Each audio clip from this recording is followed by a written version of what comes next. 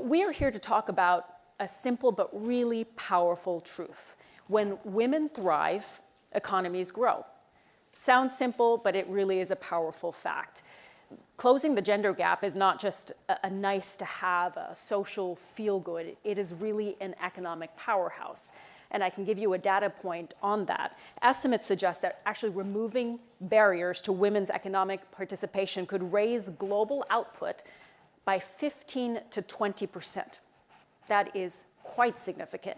Yet, as we'll see today, and as many of you in this room and probably on our stream know, progress towards that goal remains frustratingly uneven and slow.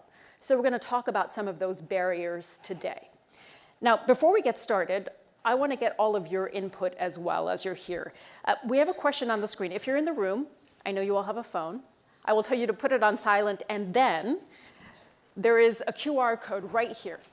I want you to scan this QR code because we have a question that we wanted to ask all of you to get your take. If I'm standing in the way of the QR code, I'm sorry. Now, hopefully you can access it.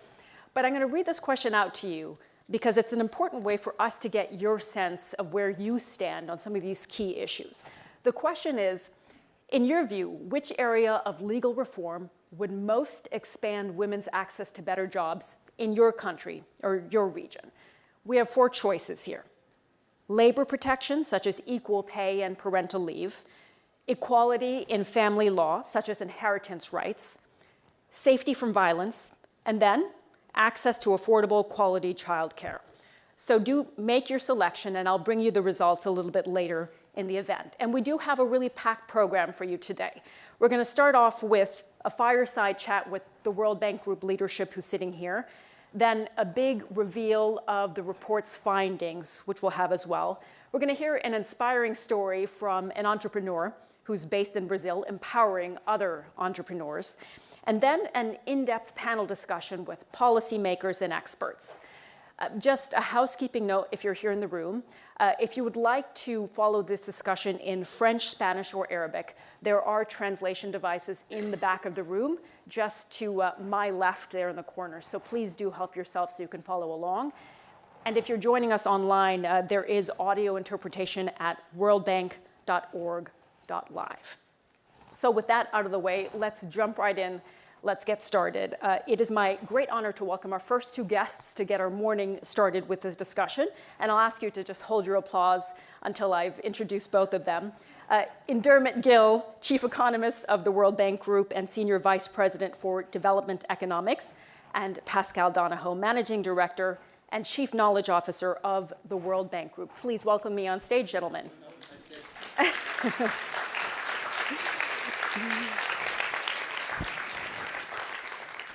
Thank you, gentlemen. Good morning, and I'll ask you just to take these 2 seats here. I go there, no? Absolutely. It is wonderful to see you both. And it's wonderful to see you too.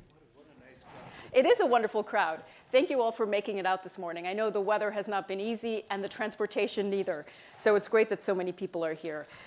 So Paschal and Indermit, let's get started. And as you can see, Paschal has made notes on his report here. So he is extremely well prepared, as I know Indermit is as well. From both of your viewpoints, we're going to talk quite a bit about the 2 sides of the coin. What do we know about the economic returns of enabling women's participation in the economy and the costs of inaction when policymakers underestimate that? So, Indermit, I'll start with you. If we could start with that question to really get us kicked off. Got it. So thank you, Sumi. And it's great to have all of you here for the launch of this report, especially you, Paschal, and Chris Stevens, who is actually a partner in crime in this one. The other thing is that it's truly wonderful to see all of you over here. It's great to see a full room like this, especially because Women, Business, and the Law is one of the most important reports that we publish. I think also that's actually one of the most carefully researched and written reports in the World Bank. And I know that is the most beautifully designed and produced report in the World Bank Group, okay? And it is a work, the way I would put it, it is a work of science and art and love, okay? That combination of science, art, and love is an unbeatable one, right? And you see this report, and take a look at this report. I mean, read it, and I'm sure that you will agree. If you disagree, you must talk with me. Okay. So why do I think this report is so important? So I'm going to answer that question to me by telling you about another thing that we do in DEC. We actually work with a team of researchers at Yale University, which is led by Penny Goldberg, who was my predecessor. And this report is something that puts out something called the Global Gender Distortions Index, okay? And the GGDI, we call it, and it answers a very simple question. How much higher would economic activity be if women were to face the same playing field as men? It's a very simple question, really hard to answer. A paper that the Yale World Bank team produced last year actually summarizes the first results, and it finds that under reasonable assumptions, treating women worse than men, basically through lousy laws, through incompetent implementation, and poor support services, can cost a country between 15 and 20% of its economic output. So there's the answer to your question, okay? And this is not just because you keep women out of the labor force. Of course, that's a big problem. It is also because you keep talented and skilled women out of demanding and hence well-paid jobs, right? And these jobs require talent and skills, so you're really leaving a lot of skills and talent on the sidelines, all right? Now, because Paschal was a finance minister, before he joined us, I'll put in terms that he'll appreciate. So the typical low-income and low-middle-income country, Paschal, raises between 15 and 20% of its GDP as tax revenues, right? Now, so for example, India raises about 19% of its GDP in central and state taxes. Usually it's even less. Now, these taxes are used for education, for health, for roads and such, and we worry a lot that some of this money, like 1% of it and 2% of it, is wasted. We've got scores of projects and reports that try to reduce this waste by 1.2% or 1.5% and so on. Now imagine if you take 15 to 20% of its GDP from a country and just dump the money in the ocean, okay? That is pretty much what these countries are doing today. Okay. So that, to answer your question, is the cost of inaction, that 15 to 20%. I'll just finish very, very quickly. Yeah. If you get rid of these distortions, a country that has a per capita income of about 4,000 would have a per capita income closer to 5,000. Now, if you remember that this GGDI, the way we compute it, we have to make some assumptions about it. And you can question these assumptions. But the Women, Business, and the Law report does not make any assumptions. All it does is collects much of the information that policymakers can use to bring these gender distortions down, collates it carefully, and presents it simply and beautifully, right? Yeah. It's advocacy. It's not advocacy, it is intelligence. And we're going to hear from the report, from the author of the report in a moment. But Paschal, do you agree with Indermit's points there? I do indeed. And could I just open up by thanking him and thanking all of his colleagues in DEC for the opportunity to be here, to be associated with this report and to play a small role in its launch and implementation in the time ahead. I wanted to be here for two reasons. Firstly, because of how important this is as a publication on behalf of the World Bank Group. And as a colleague in the World Bank Group, I wanted to be here to support it and endorse it. But I also wanted to be here as a man to make the case for the huge importance of this report. I spent time this morning reading through the report to better familiarise myself with it. And there were two things about the report that were very different to what I expected, that really are a further reason for its importance. Firstly, when I had a look at the title of the report and in the introduction for the report, what I was expecting to see was something about the relationship between the status of women and law on the statute book.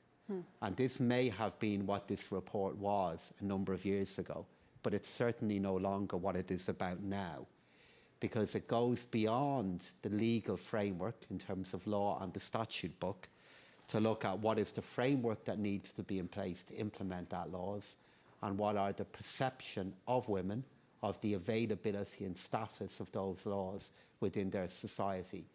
And to see, for example, that the issue of mobility and the relationship between safety and mobility is called out as a key issue here in this report reminded me of the importance of it. And optimistically to see, and I took note of this because it reminds me of the importance of this work, to see that between October 2023 and October 2025, 68 of the economies that have assessed in the report have enacted 113 legal reforms in relation to these areas, is a reminder to all of us of why this work matters. Absolutely. And it is much broader than this, as we're going to hear, but gender equality laws do really set the ground for inclusive growth, don't they? So, Indermit, this report was produced under your leadership. What do you think the critical points are that you simply cannot miss? Got it. So, 4 things. So the first is that the laws still need to be made less bias against women, right? So by this I mean the legal rights that affect credit, citizenship, and property, pay, parenthood, pensions, and workplace, domestic, and public safety, all right? So now the typical country has a score of around 67 when it should have a score of 100. So which means that women enjoy only 2/3 of the legal economic rights that are accorded to men. So that's the first one, okay? So there's still this gap in the actual laws. Then when you look at the implementation of these laws, I mean, the gap is even bigger. I mean, when it comes to enforcing the laws and the systems that are needed to make sure that when the rights of women are that help women actually access their rights, the score is just 50. Another way to think about this is the typical country has to double its efforts to actually get to the point where the implementation and the adequacy of these things is going to be closer to 100, okay? And then the third point is that the gaps are the biggest in the parts of the world where the needs are the most urgent. So if you look at the countries where we are expecting the biggest increase in job seekers and so on, these are the countries in North Africa, in the Middle East, in Sub-Saharan Africa, and in South Asia. And when you look at that, when you contrast that with the findings of this report, you actually find that the gaps are the biggest there. This is the thing. Now, the point that the point that Paschal just made is that, look, there's been progress. I mean, there have been these close to 70 countries. They've done more than 110 reforms and so on. And these are countries like Egypt and Jordan and Oman. This is very, very encouraging. But in general, the progress is actually very slow and very uneven. So there's definitely a gap there. Paschal, listening to what Indermit has said about this report's findings, how do you transform the knowledge into more and better jobs? So 3 things. Number 1, the role that we as a World Bank Group can play then in the implementation of this report through our core missions. And to bring that to life, we have targets with regard to the access of women to capital, targets with regard to the access of women to the availability of broadband. In our social protection plan, we have a target with regard to women. So that's what we own, that's what we can do. Secondly then, using this report to make the economic case. I don't believe that an economic case is, the economic case should never take the place of the argument with regard to equality and morality, but it can help make that argument. And Indermit has already given a very vivid example of the economic argument and the economic gains that can be advanced by making the argument for equality. And secondly then, I believe it's always important then to put a very human face in relation to this. What is the advancement in social opportunity within an economy and a society that in turn will deliver an economic gain? And when so many economies are to focus at the moment are focused on more jobs and more growth, and that's what we are about, more jobs, better growth. Yep. This here is an argument about equality, first and foremost, but one that also delivers a very clear and very explicit economic benefit. And that's laid out in abundant detail within this very important report. That's a really important point. Equality and morality are at the forefront, but it provides incredible economic benefit. I think that's something to keep in mind. Indeed, and I'm very much aware as we use this report to advance the argument for equality of opportunity, and we're sitting in front of administrations and governments. This is an argument that plays to the wider agenda here of the World Bank Group in terms of what we want to achieve with jobs. It's an argument that is rooted and has its foundations in equality of opportunity, which is where this begins and ends. But by delivering against the recommendations here, it also delivers such an important, clear, evidence-based benefit in jobs and economic growth.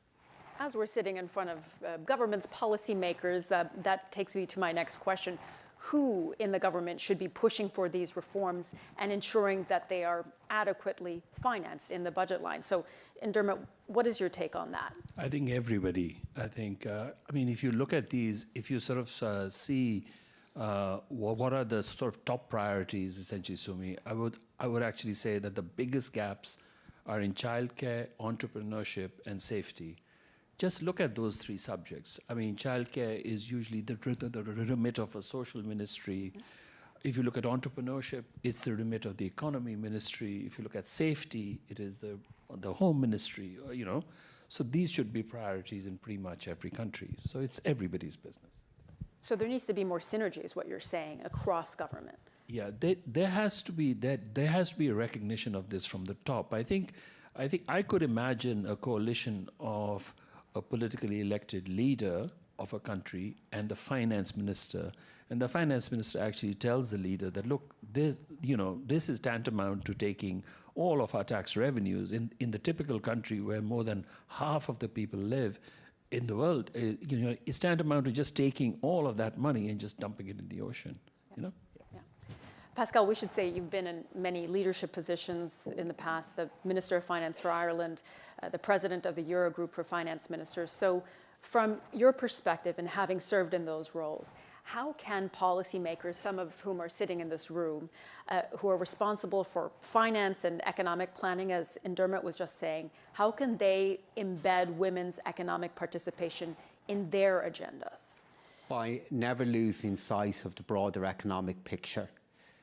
Always recognising that this is an argument that has its roots in equality and equality of opportunity, but it is very important to repeat the economic benefits of this and what this means. I'm ever an optimist. I always believe we can make progress, and there's much in this report that has pointed to progress that has been made. But as Indermit outlined very clearly, the report shows how much more still needs to be done. And he's pointed to safety, entrepreneurship and childcare. And it's particularly sobering for me to read where we are from a safety perspective. And, you know, like I'm going to read it because this is the wonder, this is the importance of this report. It provides the detail.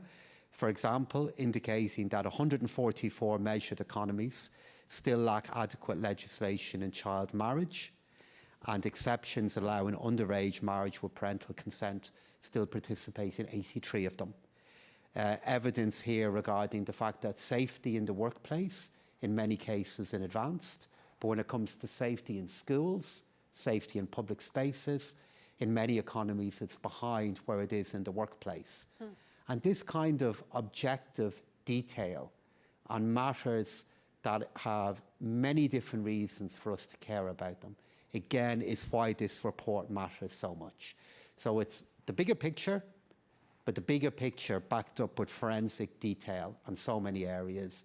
And the message I'd just like to briefly emphasise to the audience is that so much of this work feeds in to the missions we have now on health, on social capital, on economic capital, on broadband. It really is influencing the work that we are doing, not just asking to influence the work that others are doing. It is truly intersectional. Unfortunately, that is all the time we have. Can you give me 1 minute? 1 minute. Yes, we can give you, I've just been given the green light, yes. I'm just going to pick out one priority, one complaint, and one wish. So if I had to pick one priority, to me, it would be safety. And I mean, this is both at home, in the workplace, and in the public spaces. So I was born in northern India, where about 10% of the population of the world lives. And for men, that place is as safe as an American suburb. For women, it's as dangerous as an inner city. Big difference. If I had to pick one complaint, it would be that we pay too much attention to labor force participation rates. We should pay attention to them, but we don't pay enough attention to occupational barriers and to we don't pay enough attention to entrepreneurial obstacles. So for example, if you look at women's labor force participation, on average, it is about 2/3 that of men, and that's a problem. But women own just 1/3 of all firms. That's a bigger problem.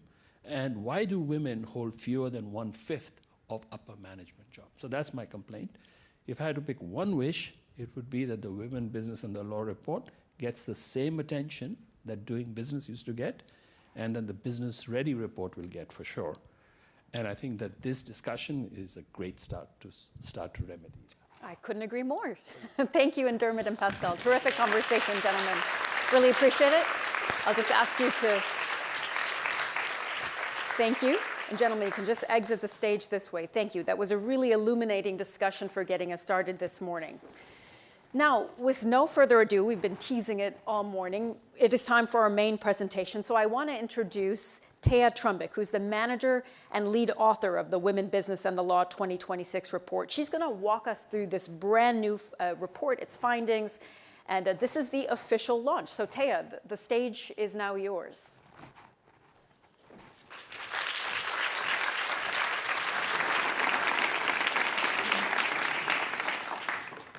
Hello, and thank you for joining us. I'm proud to manage the Women, Business and the Law team, and it's a real honor to present the latest findings of the Women, Business and the Law 2026 report. Although there have been some previews, so some of what I'll say will be a repeat. The picture that the 2026 report paints is one of progress, but also persistent inequality. Around the world, women's economic rights have expanded, yet they remain far from equal to those of men. Let me start by telling you a story. This is Claudine from Rwanda. She farms a small plot of land in Kigali. In 1999, Rwanda changed its laws to give women equal rights to inherit, own, and manage property. On paper, Claudine had those same rights. But in reality, only her husband's name was on the land title. Most women in the country were in the same situation. A few years later, in 2007, Rwanda changed not just the law, but how it was implemented. Through a national land registration program, spouses were required to register land in both names.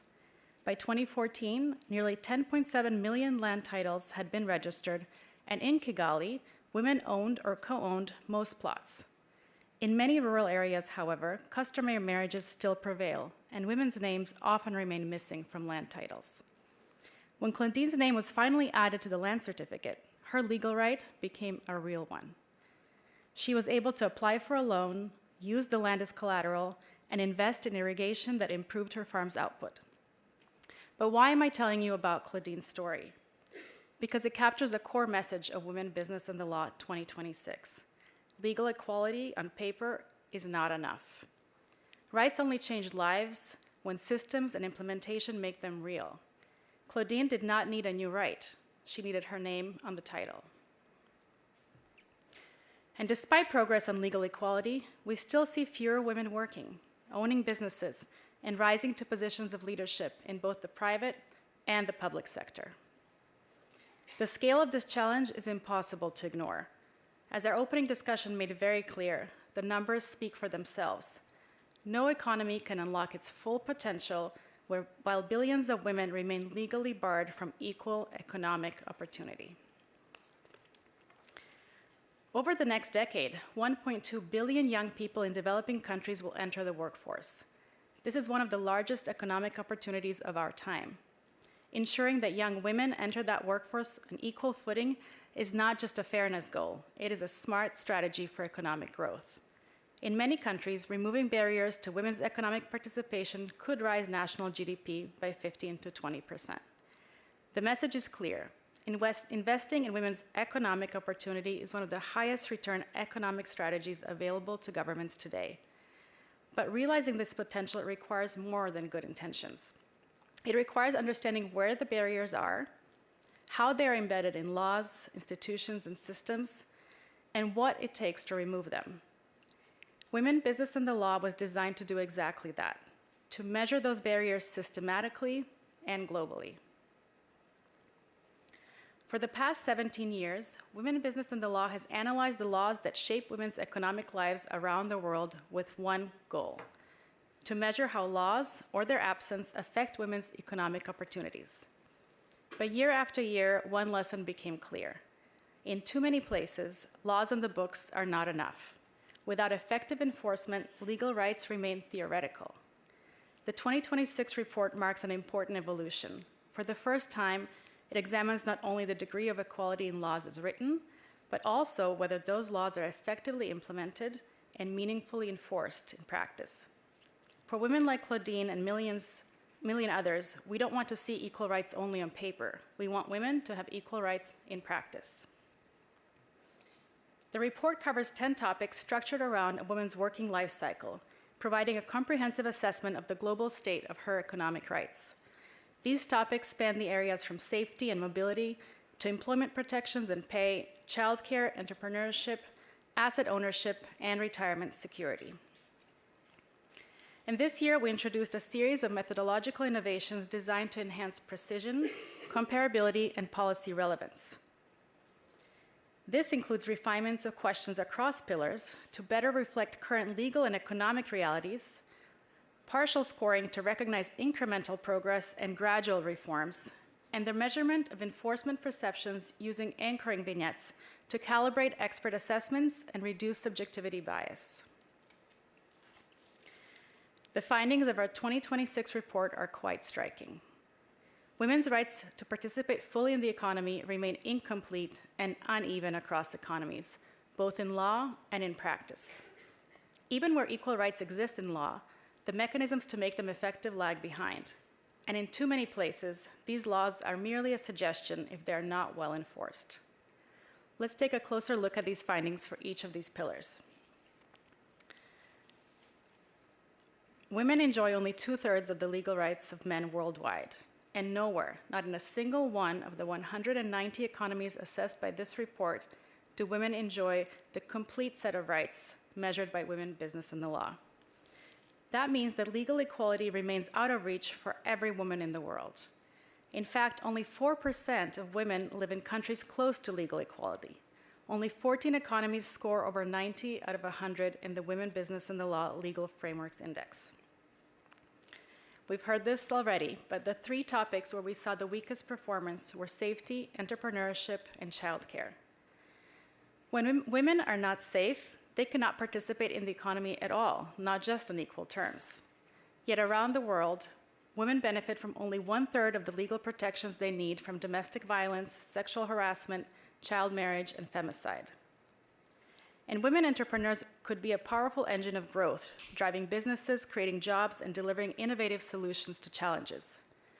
Yet, while women can start businesses in the same way as men in most countries, they face persistent barriers to finance, corporate leadership, and public procurement, which limits their ability to grow and scale. For example, in half of the countries examined, laws do not prohibit discrimination against women in access to credit, limiting their ability to open, grow, and scale firms. And access to affordable, quality childcare is foundational for women's economic participation. Yet it remains the exception rather than the norm. Most countries lack financial support for families and do not extend support for childcare providers, constraining both demand and supply. Quality safeguards such as caregiver-to-child ratios, group size limits, training requirements, and regular inspection are also widely missing. But laws alone are not enough. They must be paired with policies that shape women's daily realities. That means designing public transport systems that account for women's mobility needs, as we see in Australia, Ecuador, and Malawi. It means adopting targeted plans and strategies to support women's advancement in STEM fields, as we see in Azerbaijan, Cambodia, and Grenada. And it means incentivizing fathers to take paternity leave and promoting a more equal sharing of care work, practices that are most advanced in high-income OECD economies.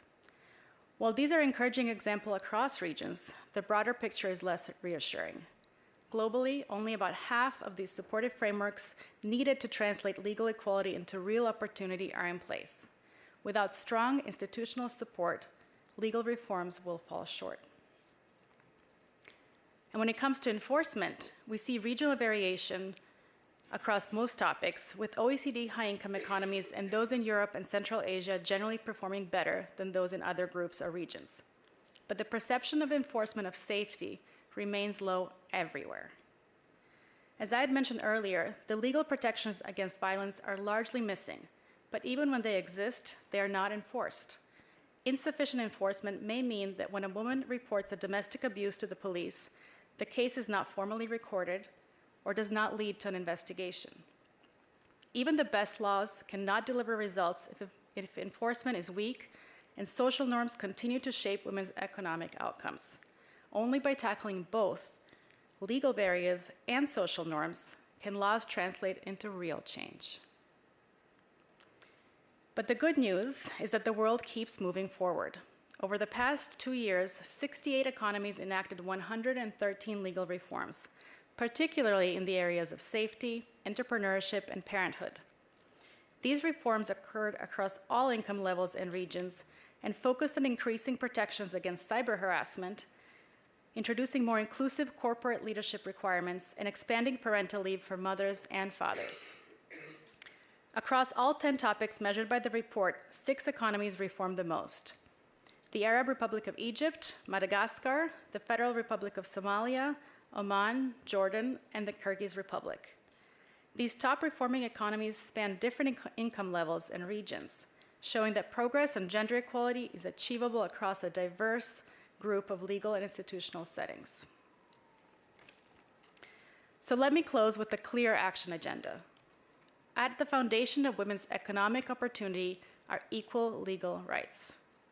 When women have the same rights as men to work, to earn, to start a business, to access credit, to balance work and family, economies grow, jobs expand, productivity rises, shared prosperity becomes possible. But legal equality alone is not enough.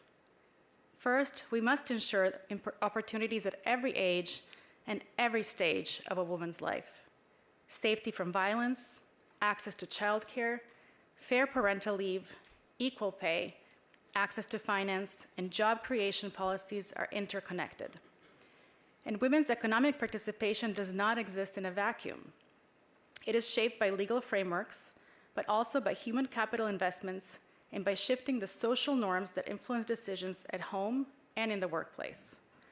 Coordinated action across sectors is essential. Second, we must turn legal rights into lived realities. Passing reforms is only the beginning. Enforcement mechanisms, functioning institutions, and services determine whether rights translate into real opportunity. Investing in implementation is what transforms legal equality into economic impact. And third, use the data. Women, business, and the law is both a mirror and a map that guides countries towards reforms. And here's how you can use this data to inform reforms that change women's lives. If you're a policymaker, use it to identify gaps in your legal framework and prioritize reforms that unlock jobs and entrepreneurship. If you're in the private sector, use it to advocate for policy environments that allow women to thrive as workers, leaders, and entrepreneurs. If you're in civil society or academia, use it to track progress, spotlight implementation gaps, and hold institutions accountable. And if you're part of the development community, use it to target investments where legal reforms and human capital investments can deliver the highest returns. Equality is not just about fairness, it is an economic strategy. I invite you to explore the data, our country insights, and full findings by visiting wbl.worldbank.org and reach out to us to learn more and engage with the team. You won't regret it. Thank you.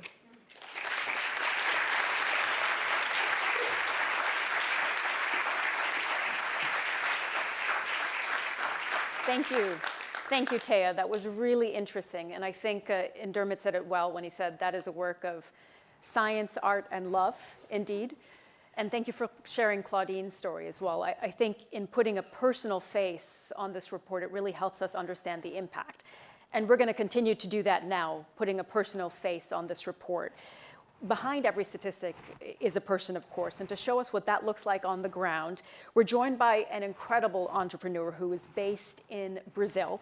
She's the co-founder of Aliança Empreendedora, a pioneer in microfinance that launched Brazil's first crowdfunding platform for low-income entrepreneurs. So please join me in welcoming to the stage Lina Maria Useche Kempf. Thank you, Sumi. Thank you, Sumi. Good morning, everyone. It's a pleasure to be here. I'm so thankful. Thank you to the World Bank for this amazing invitation. It's truly an honor to be here at the Women, Business and the Law 2026 report launch. I'm very, very excited. This report actually meticulously mapped the legal landscape for women entrepreneurs in 190 economies. And is giving us amazing compass. But I would like to ask you to hold on a fundamental question in our minds. What happens when the legal framework, the policies, however robust, meet the complex and messy reality on the ground? What happens when the law says yes, but life, systemic barriers, culture says no, not yet? My name is Lina. I'm Colombian. I'm a social entrepreneur. And Brazil has been my home for almost 30 years. And my journey into the world of entrepreneurship began actually in the classroom in a business school. I learned all about the theories. I learned all about the market share and the perfect business plan. But then in 2004, I had my first real encounter with the world of entrepreneurship. I was 19 years old, and I was trying to apply a textbook copy-paste solution to a group of very resilient and creative young micro-entrepreneurs in a low-income community. And then I quickly learned that the things that look good on a spreadsheet and on the textbook, they crumble in the face of reality, of the daily struggles, the lack of formal education, the invisibility, the burden of care, lack of access to capital. So a year later, with other 6 friends that are probably watching me right now, we co-founded Aliança Empreendedora, born from the understanding that we needed a totally different approach, one built on empathy, on adaptation, and a respect for the lived reality. Aliança Empreendedora is a nonprofit that supports low-income micro-entrepreneurs all over Brazil. We provide training, mentoring, and network building, and opportunities for them to connect. And with almost 200 organizations, grassroots organizations, we create solutions for national and public policies that advocate for the most vulnerable entrepreneurs in the country. And our approach is structured in 3 pillars: empowerment, capacity building, and connection. Under the empowerment pillar, we develop a methodology, a training methodology that is based on the effectuation theory. You can Google that later. Believing that anyone can become an entrepreneur by leveraging their existing knowledge, talents, and networks. And by promoting peer-to-peer learning, peer-to-peer empowerment, we help individuals, especially women, to build the self-esteem and confidence they need to see themselves not just as survivors, but to see themselves as entrepreneurs, as leaders, as agents of change. And under the capacity building pillar, we deliver trainings and programs on financial literacy, on business management, financial management, and digital skills, for example, in multiple formats, both online and in person. But our trainings are tailored to the entrepreneur's unique context, availability, and existing knowledge. So it's not about imposing, It's about co-creating the knowledge. And connection is the glue. It's about building networks, fostering communities, and linking these entrepreneurs to mentors, to markets, and to capital. And of course to each other, because no one can thrive in isolation. And we have a network of 500 volunteer mentors that will dedicate their hours, their time, and their knowledge to support these micro-entrepreneurs in depth on one-on-one mentorings. And this approach is working. For every dollar invested in our programs, the entrepreneurs generate $2 to $3 in income, in additional income for their businesses. And since 2005, the day we were born, we have influenced 4 national policies and supported more than 300,000 micro-entrepreneurs in these communities around the entire country. And 80% of them are women. And I want to share you a story about one of these amazing women entrepreneurs. Her name is Francis Meire. She's from the northeast of Brazil. And Fran's story, it's a perfect illustration of the multiplier effect of supporting women entrepreneurs. A few years ago, Fran was facing homelessness due to domestic violence. And she was about to lose her 3 kids to the Child Protection Service. And she was encouraged to look for help under the Public Social Service, so she did that. And this public policy actually saved her life and saved her kids. And Fran was brought into a support group of women that were recovering their identities after surviving violence. Once her self-esteem was recovered, restored, or at least recovering, she started to enroll in several courses to learn skills that could generate income for her. And that's how we met. That's how we met Fran. Through our programs, Fran found not only business skills, but a renewed sense of purpose and community. She started her small business selling soaps and perfumes that she produced by hand. And slowly and steadily, she built it up. But Fran didn't stop there. She began to help others, helping other women set up their own ventures, connecting them to resources, and advocating for their needs. She actually co-founded the local artisan association and became her president.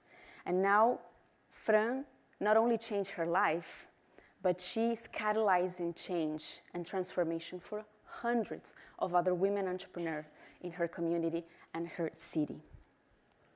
So this is the power of a women entrepreneur. It's not just about individual success. It's about lifting entire communities. And Fran's story, like we have seen, Women Business and the Law report highlights the largest gaps are in safety and childcare. Exactly the foundations that Fran needed to rebuild her life and her business. Now, allow me to share some numbers with you. In Brazil, 99% of the businesses are micro and small. We have about 20 million informal micro-entrepreneurs in the country. This is massive. Our informal economy is still massive. But if we can unlock, if we can guide these entrepreneurs to formality, get them strength, get them strong, we can unlock and we can inject $100 billion in the economy and lift 5 million people out of poverty in just 4 years in Brazil. This is the power of entrepreneurship. And this, I'm going to repeat that because this is very important. So if we can actually unlock the potential of these 20 million entrepreneurs, just a fraction of them, not all of them, we can inject $100 billion in the economy and lift 5 million people out of poverty in just 4 years. And this is not just a dream, this is official data. It's a real economic opportunity. Yet the challenge for women still remain. And culturally, we still deal with the care economy that places an unproportionate burden on women, limiting their time, their mobility. Women often lack the family support they need to pursue their dreams. And there's data that shows that women entrepreneurs, they dedicate 20% less time to their businesses than men. Beyond this challenge, women continues to face systemic barriers like access to formal capital, formal credit, gender and racial bias, severe underrepresentation in decision-making spaces. This is still a reality. And these structural inequalities demand our collective attention. At Aliança Empreendedora, we start with the self-esteem and self-confidence. Before we even talk about balance sheets or cash flows, we talk about dreams, capabilities, and worth. And then we tailor a support program that adapt to their specific needs, to their specific context. It's very important that we understand that women are not all the same. So when we're talking about supporting, let's say, a Black woman, a mother in a context of poverty, we need a completely different support, a completely different approach than supporting, let's say, a white woman, well-educated, living in an urban area. It's two different realities. So this one-size-fits-all solution often fail. And it's very dangerous because they can perpetuate narratives like women give up, women lack commitment, maybe women have high dropout rates, and this is not true. Women don't give up. We are the ones that are giving up on them. So what to do then? To ensure women can become entrepreneurs in a sustainable and a dignified way, they need one fundamental thing. Do you know what it is? Capital, money. Yes, you can say it out loud, it's okay. They need funding. And this funding can translate or can take many forms like credit, seed capital, direct public investment, philanthropic, strategic philanthropy. It needs to translate into laws, including gender-responsive procurement. And this was very clear in the WBL report. In short, we need companies and governments to purchase from women. This investment actually needs to translate into at least 4 of these pillars. First, training and mentoring. We need programs focused on comprehensive empowerment of women and development of technical skills they need to manage their business with excellence. Second, they need credit, they need seed money. Money in the hands of women multiply exponentially. We have seen that. Third, public support policies. All what we have been hearing about this morning, including access to quality childcare, elderly care, and protection policies.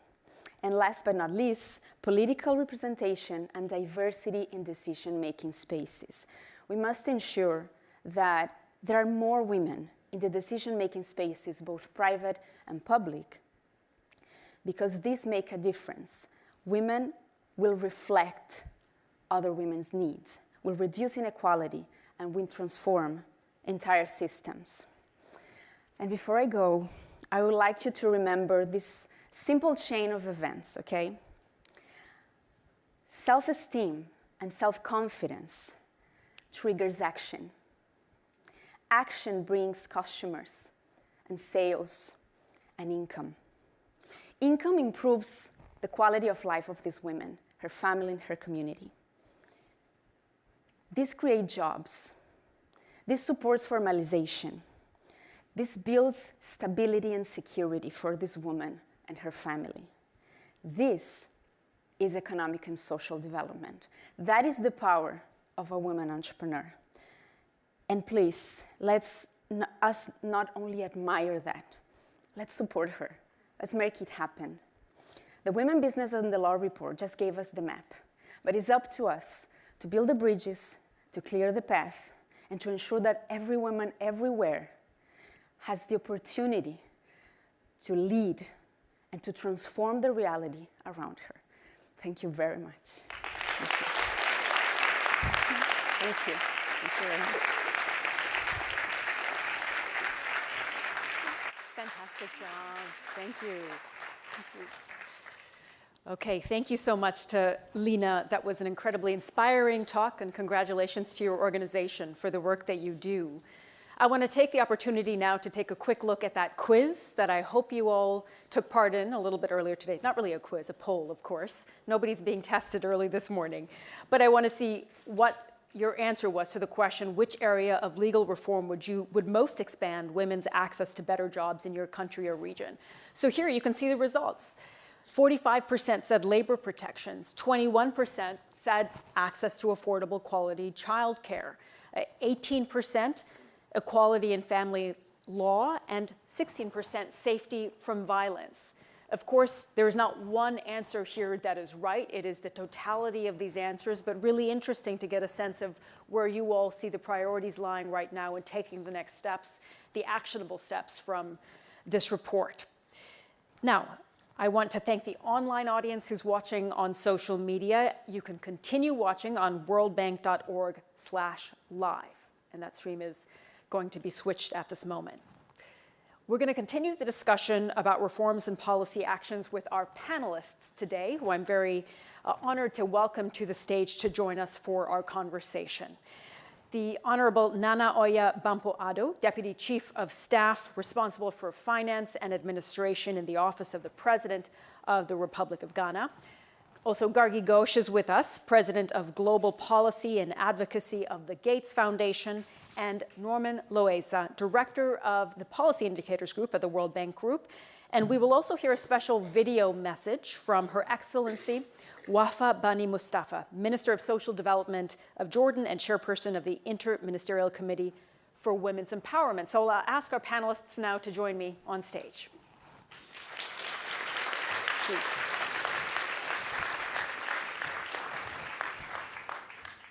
And I think that Honorable Bampo-Addo will be joining us in just a moment. So we'll start with the discussion with just the three of us as we wait for her to arrive. But wonderful to have you both in this discussion to share your expertise. And Norman, I want to start with you. You have directed multiple reports in the Women, Business, and Law series over the years. So you have a wealth of experience on how this report is created, the data it provides. It is meant to generate reforms and expand women's access to jobs.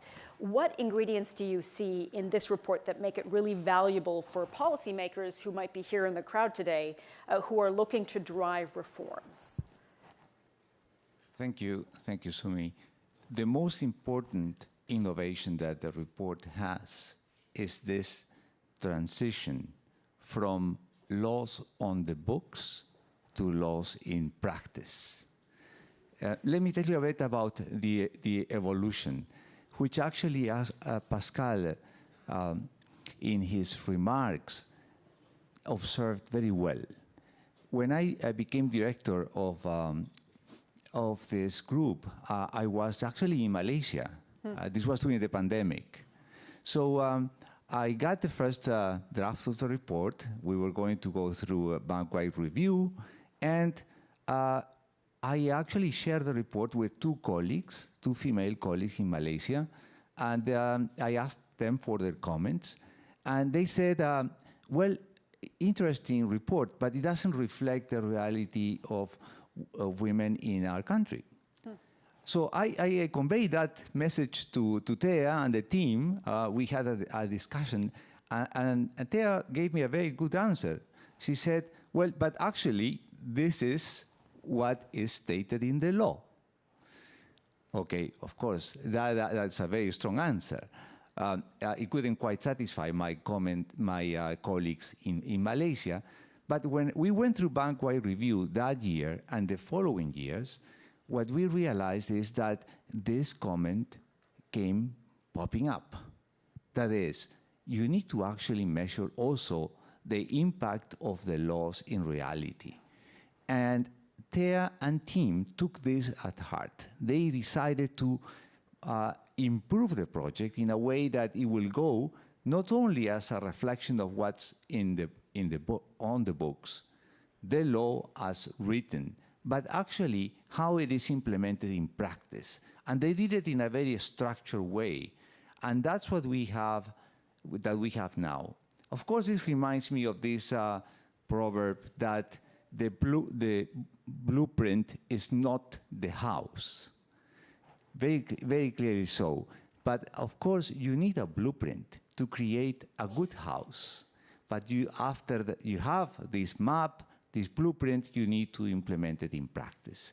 And that's what the team has done. That's what makes this report so important. We see that we have these three pillars. We have the law, then we have the incentives, the supportive frameworks, and then we have the enforcement. If you will, the incentives, the second pillar is like the carrots, and the enforcement is the sticks. We have the law, the carrots, and the sticks. And it's all of that what makes the report rich. So if we are doing better in terms of the laws, 2/3, but in terms of the enforcement, the carrots and the sticks, we are only doing at 50%. And my guess is that we will be talking in the future still about this implementation gap, trying to close it, but we will still keep talking about it. Making important progress because of this work, though, which is important to say.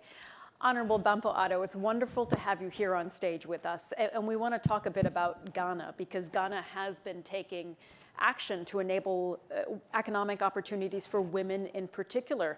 The country recently enacted a gender equality law addressing gender-responsive procurement, which aims to make sure that more government contracts go to companies that have gender equality compliance certificates. So that's part of that implementation that we're talking about. Can you tell us a bit more about the type of institutional support that Ghana put in place to help implement equality laws aimed at supporting women entrepreneurs and employees? Thank you very much, and good morning to you all.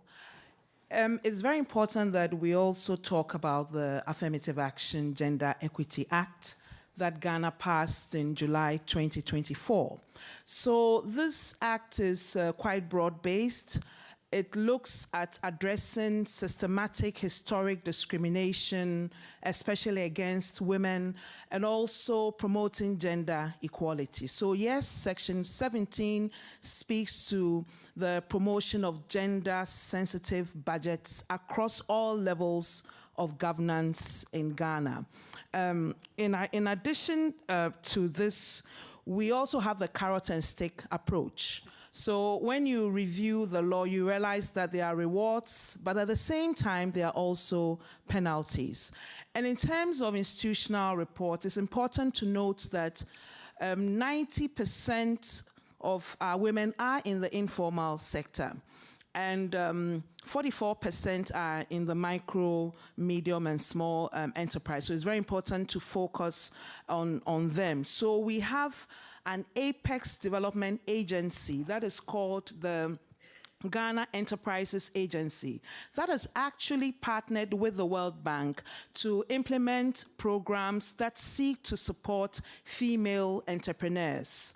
And there's one major program that is also MasterCard Foundation also supports, called the Biz Box. And we have an amount of $55 million invested in that. And it's going to support 250,000 young persons in Ghana right up to year 2027. And over 70% of that will be women, so in terms of institutional support. So the focus is on women, and then also 10% persons with disability. So, and also it focuses on vulnerable women in agribusiness. Another flagship project or program that is being implemented by the government of Ghana is the Women's Development Bank. So it was a campaign promise, and it's being established. We're looking at $91 million. There has been some budget allocation for 2025 and 2026. So that will focus on supporting women entrepreneurs across the length and breadth of Ghana. We also have the 24-hour economy program. Just a fortnight ago, the Parliament of Ghana adopted the 24-hour authority. And when you look at the governance of that authority, we have a minimum number of 2 women being made board members, and then 7 others, which could include women. But the uniqueness of the 24-hour economy program is that it focuses on addressing the financial barriers that women face when they want to participate or in business. So we have these 3 key support, institutional support. That is the Ghana Enterprises Agency. Then we also have the establishment of the Women's Development Bank in Ghana. And then now the creation of the 24-hour economic program. So these, I believe, provide very strong institutional support. And I'll also mention the Ghana Economic Transformation Project that the government of Ghana and the World Bank are working together. And in 2025, 698 women were actually supported under this program. So there's quite a bit going on in terms of institutional support. Yeah. We have the challenges, but I think your second question, we can discuss that in the second question. More about the challenges, but that's really important to hear some of the practices you're putting in place. And Gargi, I want to come to you now because we have talked a bit about the legal barriers that women face in trying to become entrepreneurs. But only half of the countries that we have been looking at promote equal access to credit. We heard Lina talk about the importance of capital for women to become entrepreneurs. So the limit to financing is really, really key here. What needs to be done from your experience to enable women entrepreneurs to grow and scale? Thanks, Sumi, and thanks to the World Bank team for the invitation to add my voice to amplify the findings in the report. It's really important. Maybe I'll start a couple steps back from your question. The Gates Foundation is about 25 years old, and we have a very deep focus on areas where we think science and technology can advance progress in development. So health is our largest area of focus, agriculture is our second, financial inclusion. And for the first many years of our life in this work, we thought the areas that we worked in were almost gender neutral, gender blind. If you have malaria, we need to find a malaria vaccine that deals with the biology of the parasite. If you are a banana farmer and you're dealing with banana blight, you need to solve that problem. And of course, as all of you know, and now we know deeply, the chance that you will get the information about banana blight in the first place is very different if you're a woman farmer versus a male. Even the same malaria parasite affects you differently if you are undernourished, which is more often the case for women, especially pregnant women, than men. And so even in our areas of focus, it became clear to us and very deeply championed by Melinda Gates as a co-chair of the foundation at that time, that we would need to care deeply and get very smart about the causes of this differential access. And so for us, I really appreciated Paschal's point this morning that the moral and ethical case to focus on women's economic empowerment stands on its own. And for us, we actually came to it through the lens of knowing that if you want to make progress on any aspect of development at all, you're going to have to solve this challenge too. So how did we get to credit, and what do we have to say about that now? 2 reasons. One, credit matters. So many of the women we aim to serve through health or agricultural programs are actually entrepreneurs. But let me start with a different reason, which is that it makes action specific. I think when you work in the world of women's economic empowerment, it's too easy to make it a slogan, to have policymakers wear a button and do nothing. And so it's incumbent on all of us to do more than that and to make specific actions. They may not solve everything. Credit does not equate with women's economic. So credit matters. As I said, so many women entrepreneurs, you've heard from some both about the statistics and the individuals today, but it's also solvable. We know that a combination of the regulatory framework that encourages banks or lending institutions to focus on women, We know that there's bias in that lending framework everywhere. If I were to present a business plan to a venture capitalist here, I would be seen as more risky than my husband presenting the exact same business plan. And the same is true for small women entrepreneurs in rural parts of Africa or Asia as well. So putting in the regulatory framework to overcome that bias is important. Second, using digital rails to deliver credit is very important. Technology actually can be a solution here to reach further and deeper than bricks and mortar lending could. So that matters as well. And finally, we know that there may need to be supports in the financial system, whether that's philanthropy or guarantees or other supporting structures that actually make it possible for women to grow their businesses. So those three we know make a difference, combined with a real push for political will. Yeah. Thank you. That's a really holistic view, I think, of women and access to credit. And Honorable Bampo Addo, I want to come back to you. You are the Deputy Chief of Staff in the Office of the President, a member of the Cabinet, rather. So you do work with fiscal stability and sustainability, of course. Do you encounter budgetary constraints when you're dealing with this in the government, and how do you overcome this? Yes, the constraints are there. And I can tell you loads of stories of like when I was a gender minister and my engagements with the then Minister of Finance for looking for resources for social protection and for gender-related work. And I remember one day after cabinet, I told him, Honorable Minister, I'll be coming to your office and I'm going to sit from morning till night.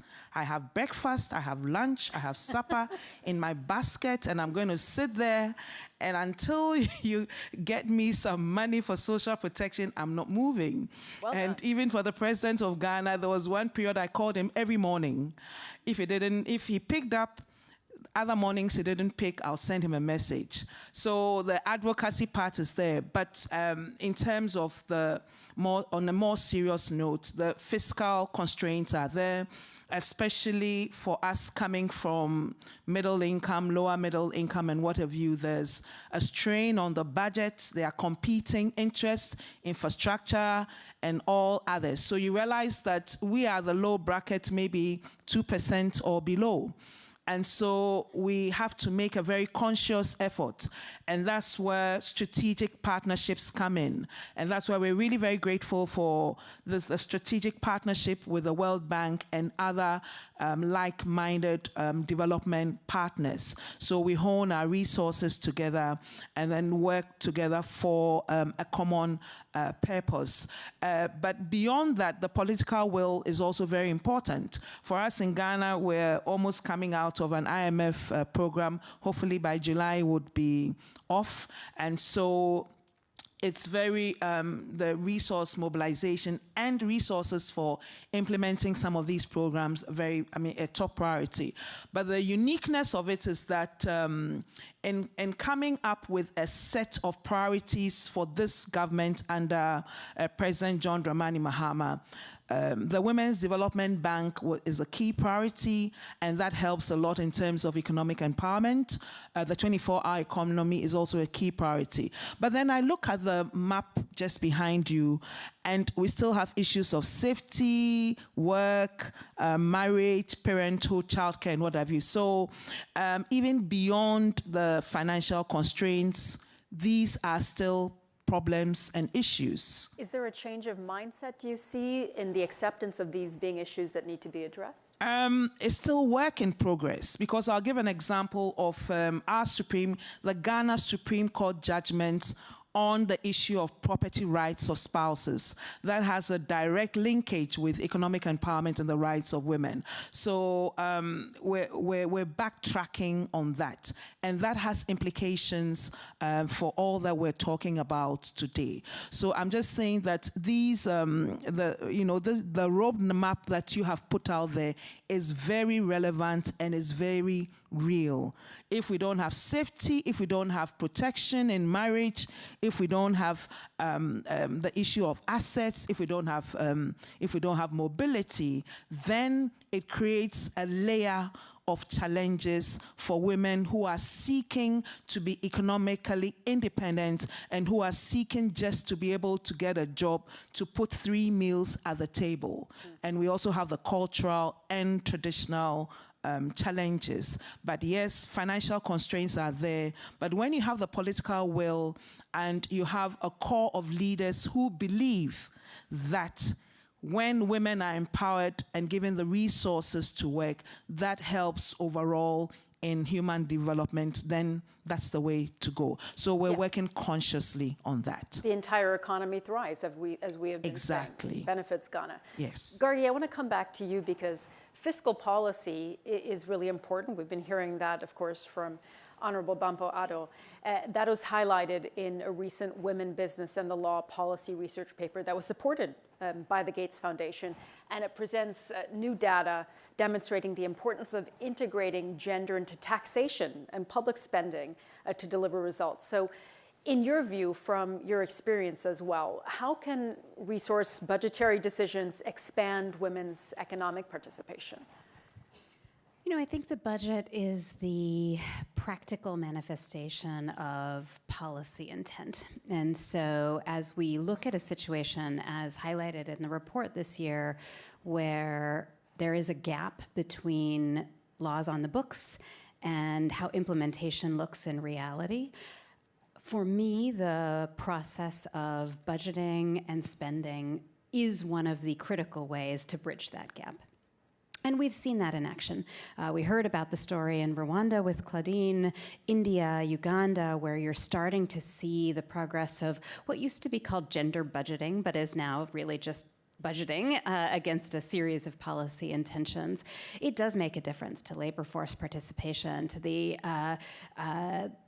the provision of women-only buses for safe transport in the evening. So for reasons grand and very specific and practical, the link between intention and access to childcare, to safe transport, to education, to women healthcare providers, that all happens through the budgeting process. And Norman, you're an economist, so how can some of these budgetary constraints that we've just been hearing about be addressed to support policies and programs to encourage women's participation in the economy? Well, the first thing we need to realize is that gender equality is smart economics. We have heard this repeatedly today. We heard it from Indermit, we heard it from Paschal, we heard it from Lina. They reminded us, and my fellow panelists here too, that a critical feature of good investment is that you need to spend the money. That is, the old proverb that goes, if you have to spend money to make money. That's absolutely true. The question is how well you spend it. And on these gender programs that go from childcare to protections for women on safety grounds, all these programs take money but are very worthwhile investments. We face now in the world this sort of a dual problem. We have for advanced economies, a shrinking workforce. For young economies, developing economies, we have an expanding labor force. We have heard this number of 1.2 billion people coming into the economy in the next 2 decades. Now, we say you need to allow for women to participate in the economy. So it might sound a bit counterintuitive that to focus on social inclusion when actually jobs are scarce. But the key principle is the following, that women don't just fill roles, they actually create jobs. And the way that they create jobs is by leveraging not only this ability to work, but as Indermit pointed out, their entrepreneurial spirit, their leadership ability. So we have this massive, massive pool of talent that we are not tapping sufficiently. This is a 3.9 billion women whose power could be leveraged to increase the economy massively. We have seen this number of 15 to 20% increase in GDP, and if we could create special submarines to rescue all the money that has been thrown into the seas, then actually we could provide for the funding of all these services. But the key point is that I believe actually that if we look at the issue dynamically, we won't gain only 15 to 20%. We will gain a lot more if these women participate in the economy actively. So from being a very worthy social benefit, having gender equality becomes an economic imperative. Absolutely. We are running out of time, so we're going to do a really quick lightning round, 30 seconds if you can. I know that's asking quite a bit for a big question, but Honorable Bampo-Addo, I'll start with you and ask the same question to each of you. Very briefly, what is one concrete action that you think governments, non-government actors can take to improve economic opportunities for women? Being very deliberate and right from project design or program design, factoring in the needs of women, concerns of women, and looking at the whole journey that you have mapped out. And I'll give one classic example that is happening in Ghana with a 24-hour economic program, where they're deliberately factoring in, especially addressing women's access to finance. And there are very great stories, 300,000 shea butter pickers who are being supported, the poultry value chain, women are being supported there, garment packs being created by the 24-hour economy. So it is possible. It has to be deliberate, it has to be sustained, and we have to have the political will to push it with the requisite financial resources. Gargi? Let's get practical. Let's look at the data and what it tells us about the gap between intention and the reality of women's lives, and let's get really practical about how we unlock the resources, the enforcement, the regulation to bridge that gap. And Norman? True equality begins with safety. Whether at work, home, public spaces, women need to feel safe in order to thrive and to take advantage of the opportunities that they are given. Globally, we are failing. We only have 1/3 of the laws to protect women. And even so, 80% of those laws are not even enforced. So this is a huge, a massive gap that I want to underscore today, and that will be the basic message that safety is the foundation of gender equality. Wonderful. Norman, Gargi, Honorable Bampo-Addo, thank you so much for your thoughts, your insights. Really, really interesting, I think, to guide this discussion. So thank you so much. I'll ask you to just exit that way. That way, yes, please.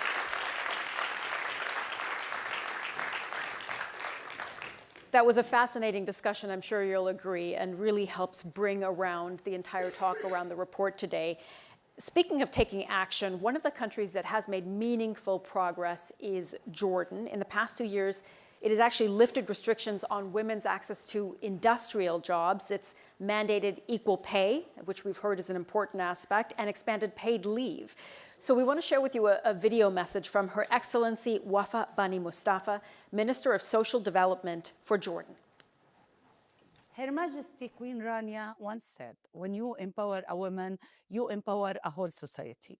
In Jordan, we believe that advancing women's economic rights is a direct driver for economic growth and job creation. The political will has enabled us to draw a clear reform plan to enhance women's status in Jordan and facilitate their entry into the labor force. Our legislative framework confirms the principles of equality since the Jordanian constitution guarantees women empowerment and protection from discrimination and violence. A series of legislative reforms led to improvements in the areas of mobility, workplace, pay, and entrepreneurship in the Women, Business, and the Law Index, leading Jordan's score to increase by 19 points in just 5 years, surpassing the regional average of the MENA region. Examples of our reforms include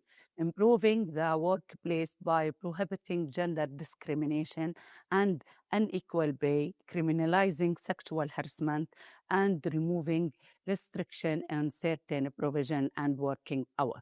Supporting childcare by introducing paternity leave and requiring eligible companies to provide childcare support for workers, recognizing flexible work, including remote work, to allow more women to balance their work and care responsibilities. Promoting women's leadership by introducing 20% quota for women's representation on company boards. Going forward, we will continue our journey to address inequalities with support from the World Bank. This includes increased access to assets, expanding childcare and maternity support, and safe mobility for women. In addition, we are committed to the implementation of reforms through policies and government programs to ensure that women in Jordan are equally empowered to be drivers of economic growth.